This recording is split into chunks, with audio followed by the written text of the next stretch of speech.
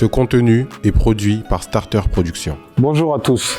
Aujourd'hui, on est dans l'orphelinat Oramak, l'orphelinat d'Aboumengue Kamara. Aboumengue Kamara, je vous l'ai dit, c'est un footballeur professionnel. Il a joué pour le Sili national et il a mis entre parenthèses sa carrière de football pour créer cet orphelinat que vous voyez derrière moi. Il a ici 23 enfants à sa charge maintenant et franchement, ce qu'il fait, c'est incroyable. Je vous dis à tout de suite pour visiter cet orphelinat. Ce contenu vous est proposé grâce à notre partenaire Mouna Group Technologies.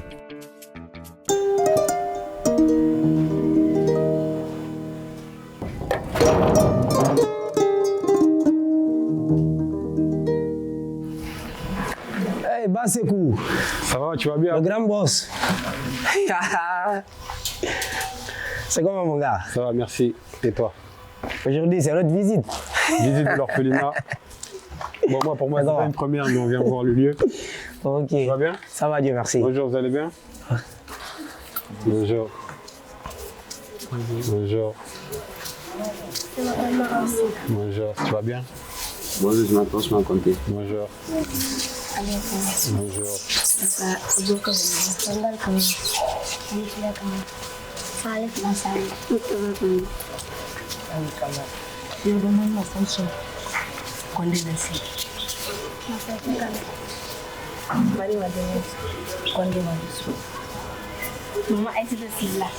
Du coup, ils sont 24.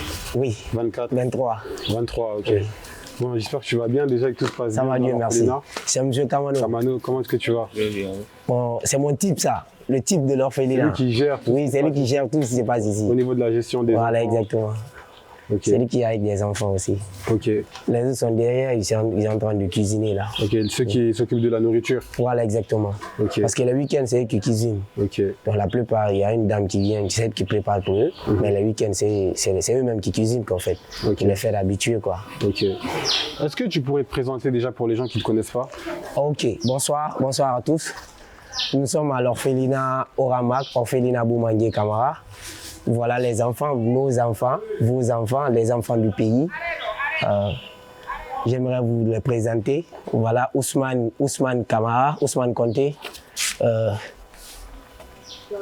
Bangali Kamara, Ibrahim Sori Bangora, Mawa Silla, Madou Kondé, Moustapha Kondé, Mama Issata Silla, Tonton Salifou, Tonton Alia.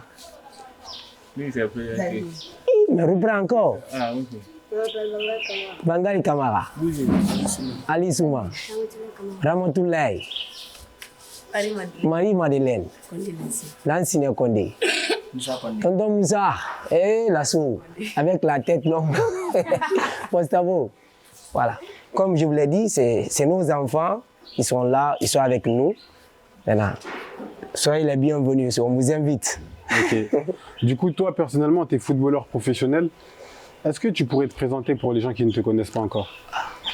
Mon nom, c'est Kamara Aboumengue, international guinéen, et le propriétaire de l'orphelinat. C'est moi le fondateur de l'orphelinat. Ok, tu es footballeur professionnel, tu as joué pour le Sili national? Oui, exactement. Ok. Qu'est-ce qui t'a poussé à vouloir créer un orphelinat en plein Conakry? Vous savez, nous tous, nous avons un passé. Maintenant, s'il s'agit réellement, je vous ai toujours dit que l'inspiration vient de ma maman parce que je la voyais aider les enfants d'autrui. Donc, c'était un rêve pour moi aussi un jour de créer l'orphelinat, comme je vous ai pleinement expliqué la fois dernière. Et j'ai toujours expliqué par plusieurs personnes que l'orphelinat, c'est un rêve d'enfance. Et si ça se réalise ce jour, je continue aussi à réaliser ce rêve-là. Donc, créer l'orphelinat, ça fait partie de moi en fait, parce que je ne me sépare jamais avec des enfants. Si aujourd'hui j'ai réuni tous ces enfants, parce que déjà c'est mon ambition et c'est mon rêve au fait. C'est pourquoi j'ai eu l'idée de créer cet orphelinat. Ok. Comment tout ça, ça s'est construit? Comment ça a commencé au début? Au début, vous savez, à chaque chose, c'est pas facile au début.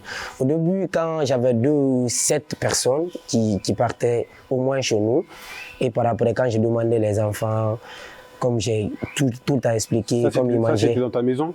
Non, c'était pas ma maison, ils venaient chez nous. Ok. Ils venaient chez nous manger et revenir et Ok. repartir, quoi. Ok, dans la C'était maison les enfants familiale. des voisins, au fait, Ok. que j'ai remarqué longtemps, Ok. au moment qu'ils étudiaient, quand ma maman les a mis à l'école. Donc, c'est à travers tout cela que j'ai dit, un jour, peut-être moi aussi, je vais créer l'orphelinat, garder ces enfants permanemment, ils vont grandir dans les bonnes conditions, Inch'Allah. Donc, l'idée là venait de ma maman parce que je la voyais. Elle envoyait les enfants de l'autre rue à l'école, les enfants venaient manger chez nous, comme je l'ai toujours dit. Et j'avais une équipe de football aussi, à mon nom, qui jouait à mon nom. Donc à chaque fois, je demandais les enfants, comment est-ce que vous avez mangé? Ils me disent, ah, j'ai pas mangé, où tu loges? Je suis avec ma tante, où tu loges? Mes parents sont au village. Certains me disent, ah, j'ai pas encore vu mes parents. Et puis, c'est ma mère, c'est la grande soeur de ma mère que je connais pas mes parents. Donc, j'ai essayé d'approfondir, de connaître réellement quelle est la situation de ces enfants. Dû cela, je me suis beaucoup renseigné par après, j'avais mis ça en tête, qu'un jour, je vais créer l'orphelinat. C'est comme ça que l'idée est venue, avec des enfants. Donc en fait, c'est en voyant la situation des autres que tu as Exactement. voulu créer l'orphelinat. Exactement. Mais il y a beaucoup de footballeurs comme toi qui voient la situation de tout ce qui se passe en Guinée, mais c'est pas tout le monde qui a eu cette idée. Peut-être Dieu m'a donné cette idée de le faire. Et puis en plus, c'est un rêve comme je vous ai dit. Donc j'ai rêvé de le faire. Et puis aujourd'hui, ça se réalise. Je dirais Dieu merci parce que Dieu ne donne pas toutes ces idées à des enfants ou à des autres. Peut-être eux, ils n'ont pas eu cette idée. Mais peut-être ils vont le faire après. Parce qu'aujourd'hui, on a eu plusieurs joueurs aujourd'hui qui se lancent dans la fondation, comme Sébastien Alette. Il y a plein de, il y a Gana Gueye, il y a plein de joueurs aujourd'hui. Et Franck Kessi qui se trouve en Côte d'Ivoire, le capitaine ivoirien. Donc eux tous aujourd'hui se lancent dans ce projet de fondation. Peut-être c'est une idée. Les joueurs aussi, beaucoup de joueurs le font aujourd'hui. Mais c'est une idée qui a été très très importante. Et aujourd'hui, la plupart s'engagent dans l'orphelinat et dans l'humanitaire. C'est très important. C'est pour aider la société aussi. Ok. Comment ça se passe au niveau de l'orphelinat, la gestion? Comment c'est organisé? Par rapport à l'organisation, je planifie avec toujours mon collègue Kamano. Je l'appelle, il m'explique tout ce qui se passe ici parce que moi je ne peux pas rester ici, travailler et revenir ici tout le temps. Je suis un peu loin. Maintenant je coordonne avec tout, avec Kamano et la cuisinière et les amis qui ne sont pas ici. Donc je coordonne tout. Ce qu'il m'explique, je note. Et par rapport à la dépense, tout, c'est comme ça qu'on le fait. Donc chaque jour il me dit c'est comme ça qu'on peut utiliser, c'est ça qu'on peut utiliser avec des enfants. Si un enfant est malade ou bien chaque week-end, si on doit visiter les enfants à l'hôpital, tout. Je coordonne avec lui. Donc, je ne suis pas seul. Je suis entouré par des bonnes personnes. Il y a une bonne équipe, quoi. Oui, exactement. Et comment vous gérez au niveau des frais financiers? Parce que gérer autant d'enfants, ça ne doit pas être facile. C'est très difficile. Surtout moi, je vais beaucoup remercier les partenaires et les donateurs qui nous assistent. Parce que quand toi, tu peux ouvrir quelque chose. Mais au début, nous, on avait un budget. Mais actuellement, comme déjà, vous savez déjà, le club n'est pas comme avant, là où je travaillais. Le club où tu joues? Oui, le club où je joue. Je joue dans Horea. Ok. Donc le club ne fonctionne pas comme avant, mais Dieu merci, il y a des bonnes volontés qui nous aident. Et aujourd'hui, si l'orphelinat existe, c'est par rapport à tous ces bonnes volontés, des bons collaborateurs d'ici, de loin, qui nous assistent. C'est pourquoi les enfants sont aujourd'hui. Mais par rapport à nos dépenses, et on s'organise. Si on a des donateurs, on essaie de faire ça. Si on n'a pas de donateurs, moi j'avais 2 motos qui travaillaient, ces 2 motos.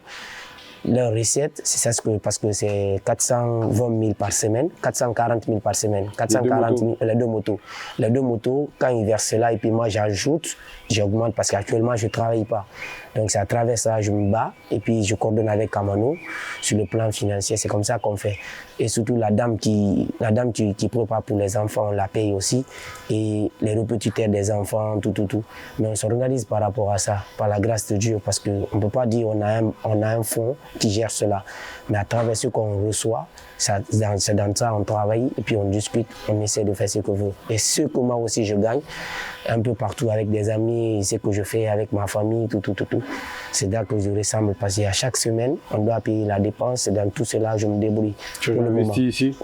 Pardon? J'ai dit, tu réinvestis en gros l'argent que tu gagnes ici automatiquement, quoi. Exactement, c'est comme ça que je fais parce que je ne peux pas les abandonner. Un père de famille ne peut pas abandonner son enfant, même s'il ne travaille pas, il va se battre. Donc c'est pourquoi à chaque fois je me bats, je dépose des lettres un peu partout, des institutions pour qu'ils puissent nous aider. C'est par rapport à tout cela. Les charges que vous pouvez avoir ici, ça peut atteindre peut-être combien par semaine? Combien? La dépense d'abord, c'est 850 000 par semaine. Ok, par Et semaine. le loyer, parce qu'ici, c'est pas chez nous. Ok, Moi, j'ai acheté 2 parcelles, ça se trouve à Doubré car j'ai fait la ceinture. ok. Mais j'ai pas encore eu les opportunités pour le construire. Mais peut-être au futur, ça viendra, Inch'Allah, avec les bonnes volontés, surtout la communication peut-être. Il y a des gens aussi, ils ont de l'argent, mais ils ne savent pas quoi faire. Mais si on ne communique pas beaucoup, ils ne peuvent pas le savoir à qui aider. Donc, ils en ont besoin, mais si la communication ne passe pas comme il faut et s'ils ne sont pas au courant, ils ne peuvent pas aider. Si moi je souffre, je ne te dis pas que je souffre, tu ne peux pas m'aider. Donc, c'est des conditions pareilles, au fait. Mais au niveau de la dépense, c'est comme ça se passe. 850 000 par semaine et la dame qui prépare, on la paye 500 000. Elle accepte ça pour nous parce que déjà, parce qu'elle a des enfants aussi, on la plaide pour qu'elle puisse accepter. Et puis les gens, les repetiteurs qui sont ici, donc on Il y fait a un des peu enfants à plus. faire les devoirs. Exactement. Donc c'est comme ça que ça fonctionne. On a les dépenses quand même à faire. Si un enfant tombe malade, ça c'est les ressources. Il faut le fondateur se bat au moins pour que l'enfant se rétablisse vite. Donc ça c'est le quotidien en fait. Ok. Toi, tu es footballeur professionnel, mais tu joues en Guinée. Donc, tu n'as pas un gros salaire comme des gros salaires qu'on pourrait avoir en Europe. Mais via le Sili national où tu as joué, tu as eu la chance quand même de jouer avec des grandes stars internationales comme Naby Keita, qui eux, par contre, ont des gros salaires. Est-ce que tu leur en as déjà parlé? Est-ce que ça leur vient en aide de t'aider? Au moment qu'on s'est rencontrés en équipe nationale, ça c'était un match de qualification. Guinée Cap-Vert, quand on s'est retrouvés en équipe nationale, je les ai consultés, je les ai expliqué la situation de l'orphelinat et ma situation personnellement, je les ai dit. Mais du coup, je ne peux pas les en vouloir au fait. Chacun a un objectif fixé. L'objectif, moi, aujourd'hui, c'est l'orphelinat. Eux, ils ont autre chose à faire et je ne peux pas les en vouloir. Mais ils sont tous au courant déjà. Je les ai informés un à un. S'il vient, il n'y a pas de souci, nous sommes là. Mais s'il ne vient pas, je ne les en vouloir pas. C'est Dieu qui n'a pas voulu pour le moment. Peut-être qu'ils vont revenir par après. Parce que ça, c'est continuel. C'est seulement Dieu qui sait faire les choses. Donc, quand tu me parles de ça, ils sont au courant. Parce qu'ils sont sur l'internet, ils sont sur les réseaux sociaux. Ils voient tout ce qui se passe en Guinée. Ils sont informés plus que nous. Mais chaque chose, c'est la volonté, le cœur. Si tu as le cœur d'aider quelqu'un, tu vas l'aider. Même si tu n'en as pas, il y a plusieurs façons d'aider quelqu'un. Tu ne peux pas te donner l'argent. Mais je peux te dire, ah, le gars là, je peux le déposer. C'est parce que déjà, je fais le même métier que eux. Aujourd'hui, moi, je n'ai pas des gros managers comme eux, ils en ont. Mais je vis dans le pays, je me bats comme je peux. Tu ne peux pas me donner l'argent, mais tu peux me mettre en contact avec ton agent. Peut-être lui peut m'aider. Mais mon objectif aujourd'hui, c'est les enfants, parce que je ne peux pas les abandonner. Il faut que je les mette à l'abri et moi, je vais me chercher. Mais si moi, je me cherche et les enfants, là, comment ils seront?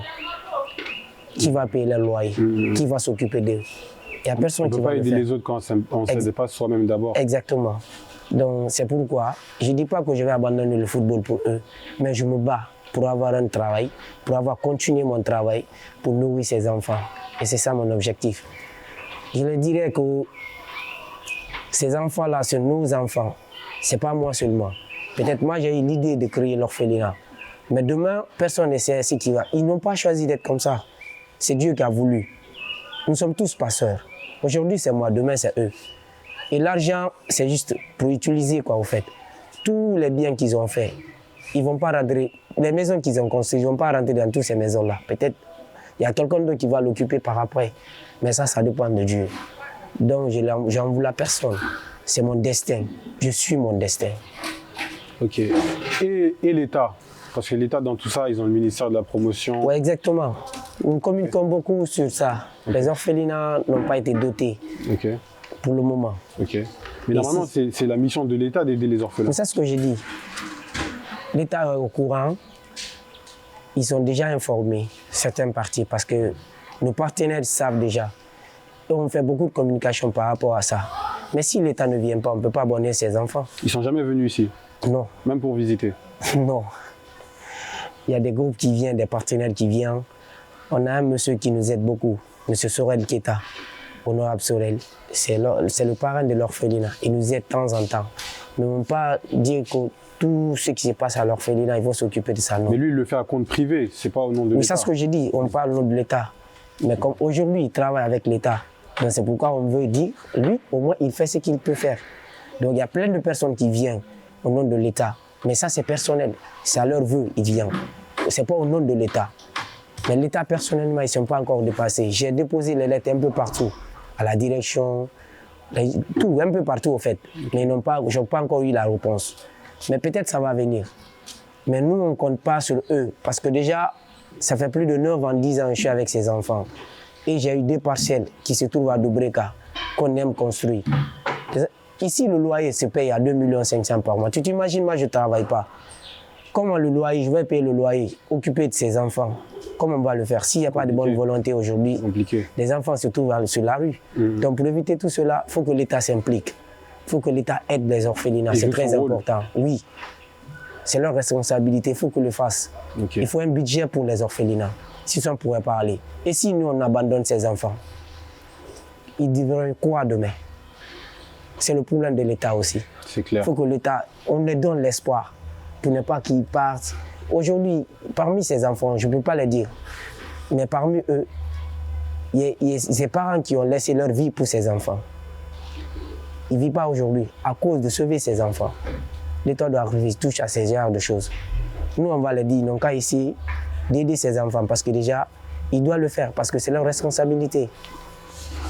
On va tout les demander. À chaque fois, on va communiquer sur ça.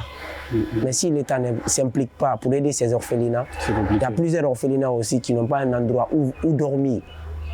Ils logent les enfants. C'est très difficile. Il y a des maisons sociales pour ça. Donc si l'État ne s'implique pas, ce n'est pas facile au fait. Il faudra que l'État nous aide. On se bat pour notre moyen, propre moyen. Mais ça va finir. À chaque fois que ça sort, ça ne rentre pas, ça va finir. Et on serait quoi demain? On a une famille aussi. Ça va être compliqué. Ça va être compliqué. Donc quand tu parles de l'État, c'est un peu ça. Est-ce qu'on peut visiter pour voir un peu? Il n'y a pas de souci, on peut voir.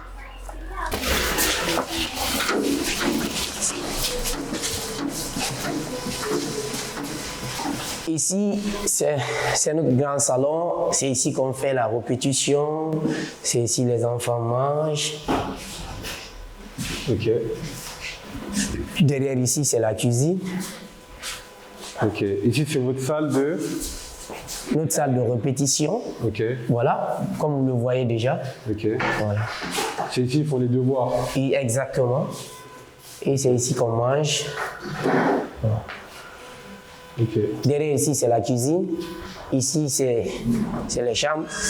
C'est les chambres des grands qui se trouvent ici, qui ont un peu plus d'âge là. Là, c'est les chambres. Des grands qui ont un peu plus d'âge là, 15 ans, 16 ans, ici là. Ceux qui s'occupent ici. C'est le garage.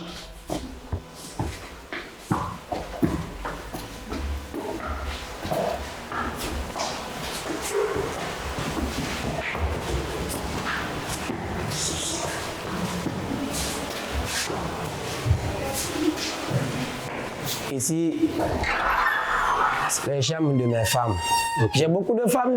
Vous avez séparé, il y a une chambre pour les femmes et une chambre pour les hommes. Exactement. Et c'est ceux qui sont ici, là, au fait. Ok. Les filles se retrouvent ici. Ok.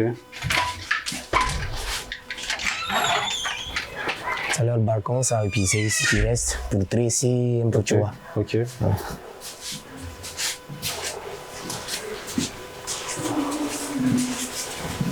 Ici, c'est notre salle de prière. Ok, vous avez une salle de prière pour Oui, les exactement, enfants. oui. Et pour le Coran, c'est ici qu'ils étudient. Ils font les cours. regardent la télé, oui, exactement. Ils font les cours coraniques, oui, c'est ça? Oui, oui. Ok. Pendant la soirée. Ok. Mais le monsieur n'est pas encore là, il n'est pas venu. Ok. Voilà. Vous voyez? Ok.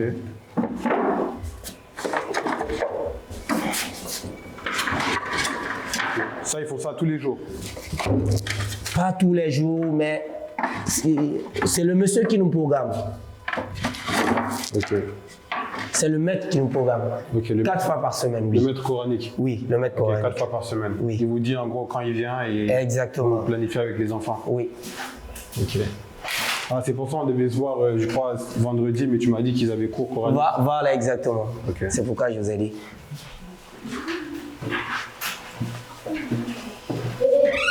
Ici, c'est d'autres chambres pour les petits. Ok. Ça, c'est une des chambres pour les garçons. Ouais, là, les plus petits, Ok. ils sont ici. Ok. Donc, vous avez séparé même au niveau des... Oui, des âges. exactement. Ok, les plus petits restent ensemble et les plus grands restent ensemble. Voilà. Pour créer l'union, il faut ça, quoi, en fait. C'est l'esprit d'un joueur de football, ça. Voilà, exactement. C'est la chambre de notre responsable, Kamano. Ok. Voilà. C'est ici qu'il planifie, il a son bureau. Exactement, tout. Il s'organise. Moi, tu voles, quoi. Et...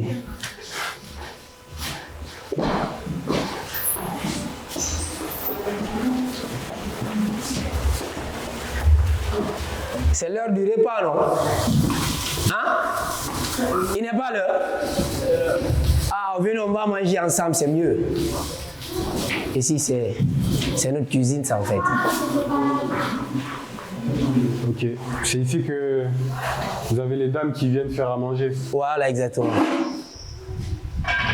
Celle qui prépare. Wata Kamara. Vous la connaissez déjà? Ouais. Maintenant, les week-ends, c'est elle qui prépare. Ça va? Elle coordonne avec les autres.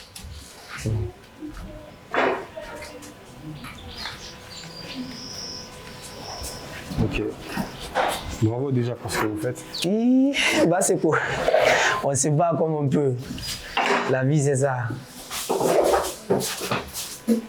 Du coup, on a un peu fait le tour. Oui, Et exactement. maintenant, vous avez un projet là, par rapport à Dubreka. Oui. Tu m'as expliqué que tu as acheté 2 parcelles à Dubreka, c'est ça? C'est quoi l'objectif? L'objectif, c'est de construire, au fait. Ok. Mais actuellement, comme je ne suis pas en activité, ça serait un peu difficile, tu vois.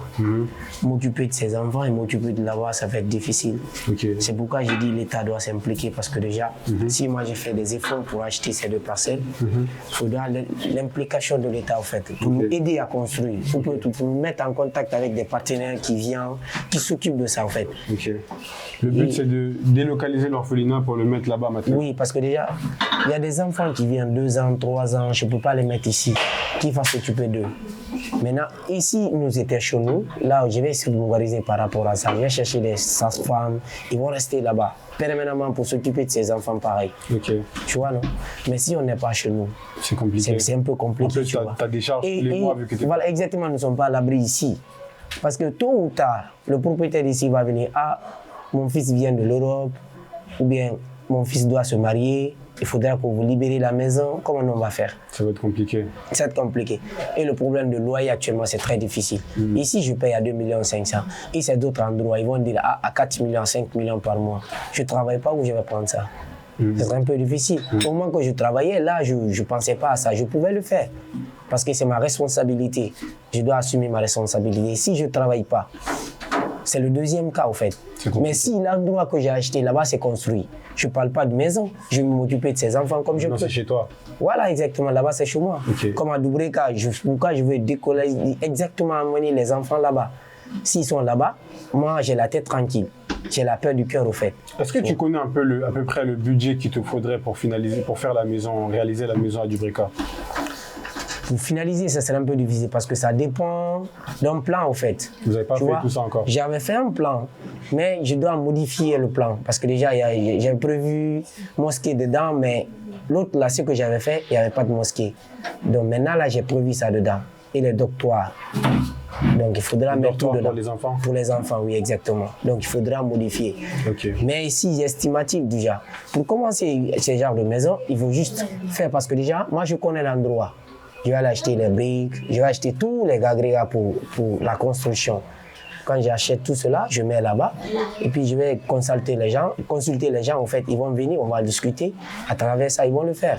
Mais quand j'ai le budget, quand j'ai quelque chose, au fait, je ne peux pas le faire si je n'ai pas quelque chose. Je ne peux pas tout estimer comme ça, au fait. Dire c'est telle somme, ça ne peut pas l'arranger comme ça. Okay. Mais quand j'ai quelque chose, je sais que j'ai 15 000 $, j'ai 20 000 $, moi je pourrais aller là-bas, sur le terrain. On achète tout, on commence. Dès que tu commences, peut-être tu auras des gens qui vont t'aider. Parce que c'est comme ça que j'ai acheté le terrain et je fais la ceinture.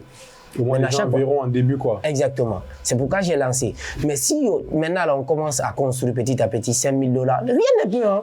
2 000 $, ça peut acheter les briques, ça peut acheter les ciments. Ça dépend. C'est juste débuter. Quand tu débutes, peut-être il y aura des gens qui vont dire, ah, moi aussi, cette société, nous, on vous donne les tôles, nous, on vous donne les bois, nous, on vous donne. C'est comme ça. Et si ça se finalise, ça trouve que les enfants sont maintenant à l'aise. Et puis on va augmenter le nombre. Parce que maintenant nous sommes à 23. Mais si on augmente le nombre, il y aura beaucoup d'enfants qui vont là-bas. Le manger quand même, je sais qu'on va avoir. Peut-être qu'il y aura des gens, des partenaires qui vont acheter 3 sacs, 2 sacs. Ça va nous aider. Ça trouve que plus de loyer là, Non, on peut mettre ça sur autre chose. Oui, exactement. Ok. Si on a des gens qui nous suivent là et qui aimeraient faire un don, comment ils font? Ils ont un numéro de téléphone? Oui, exactement, on a des contacts. Ok. On a des contacts. Le 620 13 76 deux fois. 620 13 76 deux fois. Okay. Et le 627 02 20 31. Okay. Le 627 02 20 31. Ok. Les 2 contacts fonctionnent. On peut joindre sur les 2 contacts. Oui, exactement. Et s'il y en a qui veulent faire un don en passant par Orange Money, sans vous appeler, ils peuvent via ces numéros-là? Oui, exactement, les numéros. Les 2 numéros sont sur Orange. Oui, exactement. Ok. Bon, déjà, bravo pour tout ce que vous faites. On connaît déjà tes plans pour l'avenir. Donc, j'espère que ça va aboutir et que tout va aller plus loin, quoi. Inch'Allah, c'est ce que nous souhaitons tous. Et merci à vous aussi parce que déjà, quand vous vous déplacez faire ces interviews, c'est pour aider ces enfants. Vous contribuez aussi. Parce que la communication, c'est très important. C'est la communication qui permet à des autres aussi de savoir ce qui se passe ici en Guinée, précisément à Somphonia. Donc sans la communication, rien ne peut aller. Donc si on ne communique pas assez pour ces enfants, mais ça ne pourrait pas aller au fait. Mais à travers la communication, ça pourra beaucoup nous aider. Les gens pourront savoir ce que vous accomplissez ici. Exactement. Parce qu'il n'y en a pas beaucoup, je pense, qui sont au courant qu'il y a des gens en Guinée qui réalisent ce genre de projet. Oui. Surtout les footballeurs. Les footballeurs en général en Guinée sont mal vus. On les voit plus comme des gens qui aiment bien faire la fête, mais pas comme des gens qui sont là pour... Peut-être ils verront l'image. Ils verront et puis ils vont se penser, ils vont revenir après. Peut-être c'est l'idée aussi, mais ils vont revenir après. J'en suis sûr, ils vont revenir après. Parce que sans ces choses-là, ça ne pourrait pas aller. Okay. Je sais que ça va aller, Inch'Allah. Et tous, ils prient, hein. Ils savent. Et ils vont essayer de consulter qu'est-ce qu'il faut faire. Ils vont dedans, hein. Mais peut-être ils ne viennent pas ici pour le moment, mais ils vont revenir, Inch'Allah, par la grâce de Dieu. Ok. Merci à vous et on se dit à Merci mon bientôt. frère, merci. Et merci à vous tous, hein. Et les auditeurs et les auditrices. On vous invite de venir tous ici, Inch'Allah. Ce contenu est produit par Starter Productions. Bonjour, permettez-moi de prendre un instant pour aborder un sujet crucial. Je suis Bassekou Djabi, le fondateur de Starter Productions, une société spécialisée dans la production audiovisuelle, dévouée à amplifier votre communication. Que vous soyez une entreprise en quête de nouveaux clients ou une institution désireuse de promouvoir ses activités, nous sommes là pour vous accompagner. Si vous aspirez à aller plus loin, notre équipe de Shams Communication peut concevoir une stratégie sur mesure pour accroître votre visibilité et propulser vos activités. Enfin, pour immortaliser vos moments personnels mémorables tels que les mariages, Starter Events et à votre service. N'hésitez pas à nous contacter sur l'un de nos divers réseaux sociaux ou via WhatsApp au numéro suivant, le 00 224 627 94 25 59. Le 00 224 627 94 25 59.